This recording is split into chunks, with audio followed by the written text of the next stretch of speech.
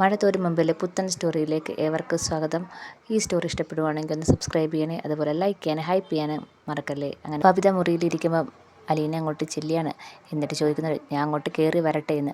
അപ്പം ബബിത നോക്കിയിട്ട് പറയാണ്, വേണ്ട വേണ്ട, എന്തിനാ വന്നതെന്ന് കാര്യം പറഞ്ഞാൽ മതിയെന്ന് ബബിത ഒരു കുറുമ്പോടെ പറയുന്നുണ്ട്.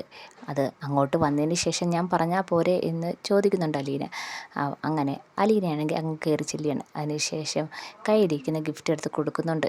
എന്നും പറഞ്ഞുകൊണ്ട് കൊടുക്കുന്നുണ്ട്. അപ്പം ബബിത വാങ്ങിക്കുന്നില്ല. എനിക്ക് വേണ്ട, ഓരോരുത്തർ ജോലി ചെയ്ത കാശ് കൊണ്ട് എനിക്ക് ഗിഫ്റ്റൊന്നും വാങ്ങി തരണ്ട എന്ന് പറയുന്നുണ്ട്. അപ്പം അലീന പറയുന്നുണ്ട്, അത്ര വലിയ കൂടിയ കാശിനൊന്നും വാങ്ങിച്ചതല്ല, അങ്ങനെയാണെങ്കിൽ എനിക്ക് ഒട്ടും വേണ്ടാന്ന് തിരിച്ച് ബബിതയും പറയുന്നുണ്ട്. അങ്ങനെ ബബിതയുടെ കയ്യിൽ അത് വെച്ച് കൊടുക്കുകയാണ്. എനിക്ക് വേണ്ട, അങ്ങനെ ആരുടെയെങ്കിലൊക്കെ ഗിഫ്റ്റെന്ന്. അപ്പോഴും ബബിത പറയാണ്, ആരുടെയെങ്കിലും ഗിഫ്റ്റോ? ഞാൻ നിൻ്റെ ചേച്ചിയല്ലേ, അപ്പം ഞാൻ അനിയത്തിമാർക്ക് ഒന്നും വാങ്ങിച്ചു കൊടുത്തിട്ടില്ല. നീ എനിക്ക് എത്ര വട്ടം ഡ്രസ്സൊക്കെ വാങ്ങിച്ചു തന്ന്. ഓ, അതിനുള്ള കടം വീട്ടിയാണോ എന്ന് ചോദിക്കുകയാണ് ബബിത. കടമൊന്നും വീട്ടിയൊന്നുമല്ല, എനിക്ക് വാങ്ങിച്ചു തരണമെന്ന് തോന്നി അതുകൊണ്ട് വാങ്ങിച്ചെന്ന് പറയുകയാണ്. എന്നിട്ട് ആ കവറിൽ നിന്ന് ഒരു ബോക്സ് എടുത്ത് അതിൽ നിന്നൊരു വാച്ചെടുത്ത് ബബിതയ്ക്ക് കൈ നീട്ട് എന്ന് പറഞ്ഞുകൊണ്ട് കെട്ടിക്കൊടുക്കുകയാണ്. അത് കാണുമ്പോഴത്തേക്ക് ബബിതയ്ക്ക് ഭയങ്കര സങ്കടത്തോടെ കണ്ണ് നിറയുന്നുണ്ട്. അപ്പം ബബിത ചോദിക്കുന്നുണ്ട്, ഇതൊക്കെ എന്തിനാണ് ഇപ്പം വാങ്ങിച്ചേ എന്ന് ചോദിക്കുന്നുണ്ട്. എന്താ, എനിക്ക് എൻ്റെ അനിയത്തിമാർക്ക് ഇതൊക്കെ വാങ്ങിച്ചുകൂടെ എന്ന് ചോദിക്കുന്നുണ്ട്. ഇവിടുന്ന് പോകാൻ നിൽക്കുന്ന ആൾ ഞങ്ങൾക്ക് ഇതൊക്കെ എന്തിനാണ് വാങ്ങിച്ചിരുന്നത്, 2 ദിവസം കഴിയുമ്പോഴത്തേക്ക് ഞങ്ങളെ അങ്ങ് മറക്കത്തില്ലേ എന്ന് ചോദിക്കുന്നുണ്ട്. ഇത് കേൾക്കുമ്പോൾ അലീനയ്ക്കൊരു വിഷമമൊക്കെ വരുന്നുണ്ട്. അങ്ങനൊന്നും നിങ്ങളെ ഞാൻ മറക്കത്തില്ല എന്ന് പറയുന്നുണ്ട്.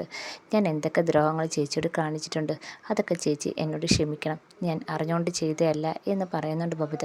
ഇത് കേൾക്കുമ്പോൾ അലീന പറയുന്നുണ്ട്, നീ എന്നോട് ദ്രോഹങ്ങൾ ചെയ്തെന്ന് സമ്മതിച്ചല്ലോ, പക്ഷേ അതിനുശേഷം നീ എന്നെ സ്നേഹിച്ചല്ലോ, അത് മാത്രമേ എൻ്റെ മനസ്സിലുള്ളൂ.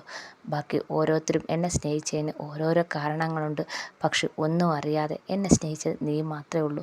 അതെൻ്റെ മനസ്സിൽ തന്നെയുണ്ട്, അത് ഞാൻ സൂക്ഷിച്ച് വെച്ചിരിക്കുക എന്ന് ഭയങ്കര സങ്കടത്തോടെ അലീന പറയുന്നുണ്ട്. ബബിതയ്ക്കാണെങ്കിൽ ഒന്നും മനസ്സിലാവാതെ ഇങ്ങനെ അലീനയെ നോക്കുന്നുണ്ട്. അപ്പം ബബിത ചോദിക്കുന്നുണ്ട്, ചേച്ചി എന്തൊക്കെയാണ് പറയുന്നത്? ഒന്നുമില്ല, നീ ഈ ഡ്രസ്സ് എടുത്ത് നോക്ക്, നിനക്ക് ഇഷ്ടപ്പെട്ടോ എന്ന് നോക്ക് എന്ന്. എനിക്ക് എൻ്റെ ഇഷ്ടത്തിന് ഞാൻ വാങ്ങിച്ചതാ, നിനക്ക് ഇഷ്ടപ്പെടുമോ എന്ന് അറിയത്തില്ല എന്ന് പറയുന്നുണ്ട്. അപ്പം ബബിത ഇങ്ങനെ ആ ഗിഫ്റ്റിലേക്ക് നോക്കുന്നുണ്ട്. ഇതൊക്കെ പറഞ്ഞതിന് ശേഷം അലീന ഭയങ്കര സങ്കടത്തോടെ പോവുകയാണ്.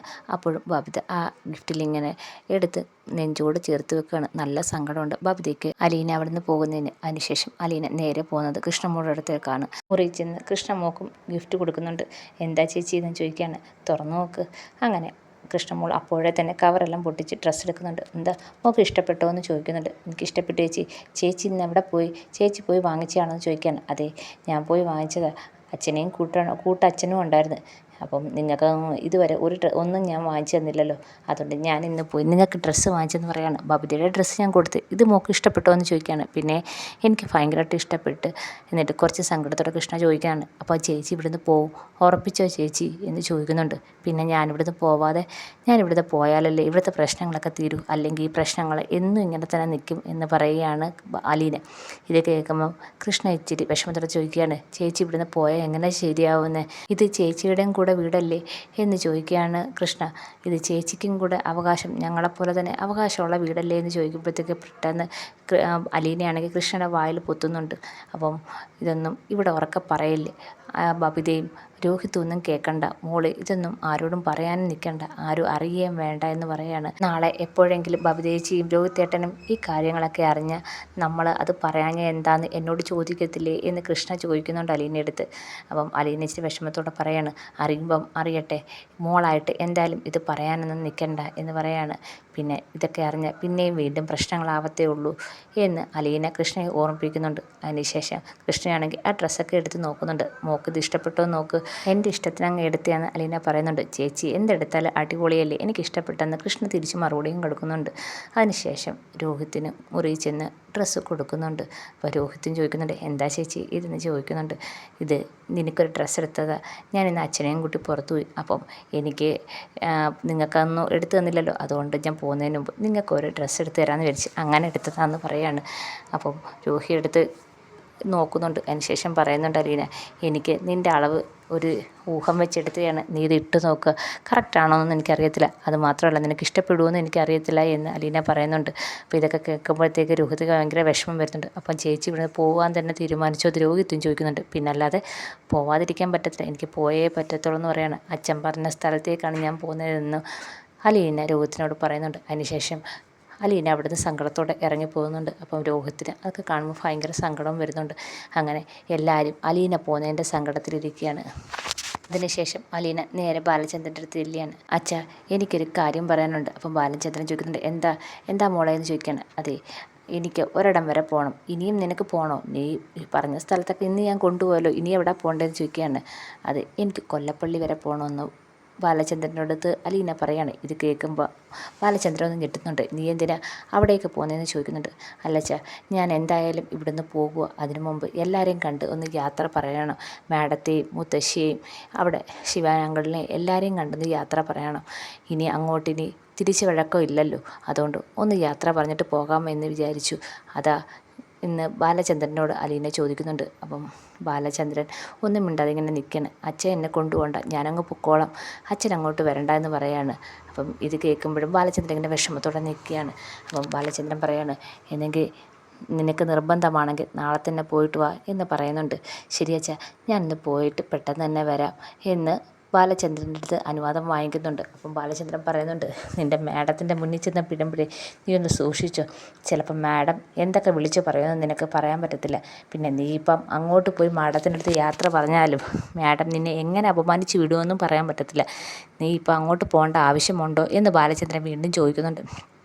ഇത് കേൾക്കുമ്പം അലീന പറയുന്നുണ്ട്, പോണം അച്ഛാ, അവിടെ ചെന്ന് എല്ലാവരുടെ യാത്ര പറഞ്ഞിട്ട് വേണം എനിക്കിറങ്ങാൻ. ഇനി എല്ലാവരെയും കാണാൻ പറ്റുമോ, ഇനി എന്നെങ്കിലും കാണുമോ എന്നൊന്നും അറിയത്തില്ലല്ലോ. എന്തായാലും എനിക്ക് എല്ലാവരുടെ യാത്ര പറയണമെന്ന് അലീന ബാലചന്ദ്രൻ്റെ അടുത്ത് പറയുന്നുണ്ട്. അപ്പോൾ ബാലചന്ദ്രൻ പറയുന്നുണ്ട്, നിനക്ക് നിർബന്ധമാണെങ്കിൽ നീ പോയിട്ട് വാ, നീ പെട്ടെന്ന് തന്നെ തിരിച്ചെത്തണമെന്നും പറയുന്നുണ്ട്. എന്നെങ്കിൽ മനുവേട്ടൻ്റെ കൂടെ ഞാൻ അങ്ങോട്ട് പോകാം, മനുവേട്ടൻ വന്നിട്ടുണ്ട് എന്ന് ബാലചന്ദ്രൻ്റെ അടുത്ത് അലീന പറയുന്നുണ്ട്. മനു വന്നിട്ടുണ്ടോ? എന്തെങ്കിലും മനുവിൻ്റെ കൂടെ തന്നെ പോയിട്ട് നീ പെട്ടെന്ന് തിരിച്ചു വരാൻ ബാലചന്ദ്രൻ അനുവാദം കൊടുക്കുകയാണ്. അതിനുശേഷം നേരെ കൊല്ലപ്പള്ളിയിലേക്ക് പോവുകയാണ്. അപ്പം മനുവിൻ്റെ കൂടെയാണ് പോകുന്നത്. അപ്പം അലീന ഇങ്ങനെ സങ്കടപ്പെട്ടിരിക്കണം. മനു ഒന്നും അലീനയോട് മിണ്ടുന്നില്ല. അങ്ങനെ അവിടെ ചെന്ന് ഇറങ്ങിയാണ്. അപ്പം അവിടെ ചെന്ന് മനു ഇങ്ങനെ വിഷമത്തോടെ ഇങ്ങനെ നിൽക്കുകയാണ്. ആ സമയത്ത് അലീന അങ്ങോട്ട് ചെല്ലുന്നുണ്ട്. അപ്പം മനു ചോദിക്കുന്നുണ്ട്, എന്താ ഇപ്പം കൊല്ലപ്പള്ളിയിലേക്ക് വരണമെന്ന് തോന്നിയേ എന്ന് ചോദിക്കുന്നതാണ്. എനിക്ക് എല്ലാവരോടും ഒന്ന് യാത്ര പറയണം മനുവേട്ട. ആദ്യം മാഡത്തിനോട്, അതിനുശേഷം മുത്തശ്ശിയോട്, പിന്നെ ബാക്കിയുള്ള എല്ലാവരുടെ എനിക്ക് യാത്ര പറയണം. അതിനുശേഷം എന്നോട് യാത്ര പറയണോ എന്ന് മനു കുറച്ച് സങ്കടത്തോടെ അലീനടുത്ത് ചോദിക്കുകയാണ്. അപ്പം മനുവേട്ട ഞാൻ എന്ന് അലീന ഇങ്ങനെ ഭയങ്കര സങ്കടത്തോടെ പറയുകയാണ്. അല്ല, എന്നോടും യാത്ര പറഞ്ഞ് പോവാനാണോ നീ ഉദ്ദേശിക്കുന്നത്?